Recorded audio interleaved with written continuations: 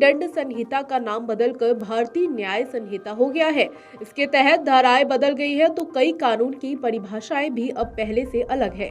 यही नहीं, कई मामलों में तो सजा से लेकर जुर्माने तक के प्रावधानों में बदलाव आया है। इन्हीं में से एक कानून हिट एंड रन का है, जिस पर बवाल मचा हुआ है। दरअसल हर साल करीब 50,000 लोग सड़क पर हुए हादसों और समय पर अस्पताल न पहुंचाए जाने की वजह से मारे जाते हैं।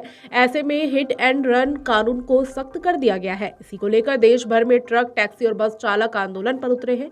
यूपी, दिल्ली, बिहार, एमपी, हरियाणा, जम्मू कश्मीर, हिमाचल प्रदेश और राजस्थान समेत तमाम राज्यों में इसके खिलाफ आंदोलन हो रहा है।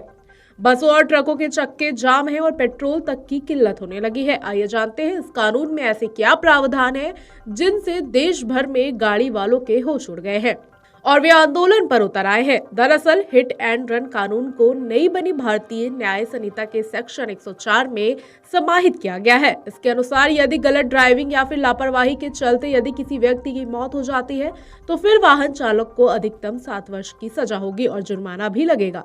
सेक्शन 104A में इसका जिक्र किया गया है। वहीं 104B में साफ लिखा गया है कि यदि कोई हादसा हो जाता है और गाड़ी से टक्कर के बाद ड्राइवर खुद मौके से या वाहन समेत भाग निकलता है तो उसे 10 वर्ष की सजा होगी। इसमें लिखा गया है कि यदि हादसे के बाद चालक घटना की जानकारी पुलिस अधिकारी या फिर मजिस्ट्रेट को नहीं देता है तो उसे 10 साल तक की कैद हो सकती है और फाइन भी देना होगा। इसी प्रावधान को लेकर ड्राइवरों में उबाल है। फिलहाल बस, ऑटो, टैक्सी और ट्रक ड्राइवर ही आंदोलन कर रहे हैं, लेकिन यह सभी पर लागू होगा।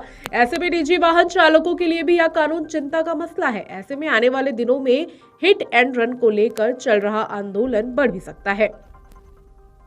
कानून के जानकारों का कहना है कि हिट एंड रन को लेकर नए सख्त प्रावधान एक चुनौती बढ़ा सकते हैं।